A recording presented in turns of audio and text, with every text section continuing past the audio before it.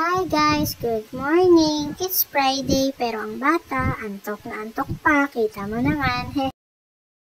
Nagbukas muna ako ng pintuan para habang nag-aasikaso ko, may benta ako ng kaunti.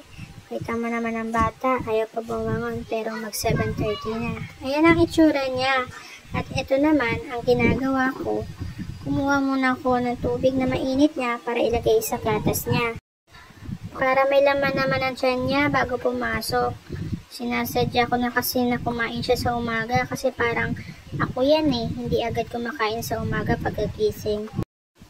Habang nag-aasikaso ko sa kanya, may bumili na nga.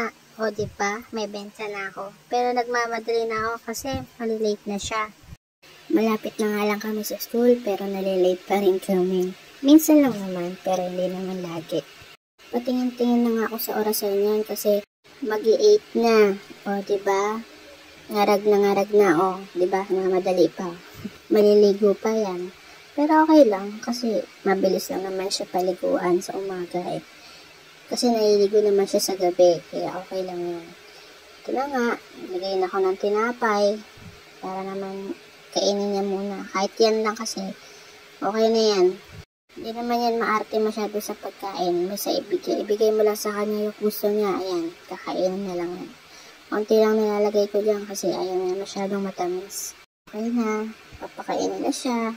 Kain time!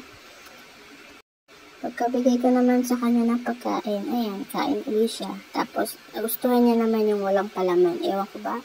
Sabi niya kanina gusto niya ng strawberry jam. Ngayon, ayaw na. Ewan ko. Ayan, cellphone lang siya habang kumakain para lalong papatagalin niya. Pero anong oras na nagmamadali na ako dun. Ayan, suklay lang ako dun sa likod niyan kasi nagmamadali na nga kami anong oras na.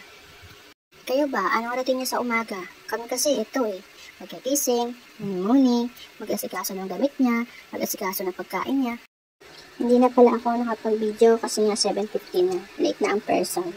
Pagdating ko sa school niya, nagtatad muna ako papunta sa bilihan ng almusal para mamaya kain naman kami ng kanin. Then, waiting naman sa labasan nila kasi mag-uuwian na. Dito muna ako umuni-muni. Diba? Naghihintay na lang ako dito sa school kasi sa gate ko naman pasok niya. Diba? Ayan, nasa pintuan na. And then, uwian na ng mga mabait na bata. Diba? Mga excited lumabas. Ito na yung bata, nakasimangot. Bilhan na lang natin ng gummy para masera. Diba? Sa pinagad yan, kasi meron ng candy. Uwian time, bye-bye!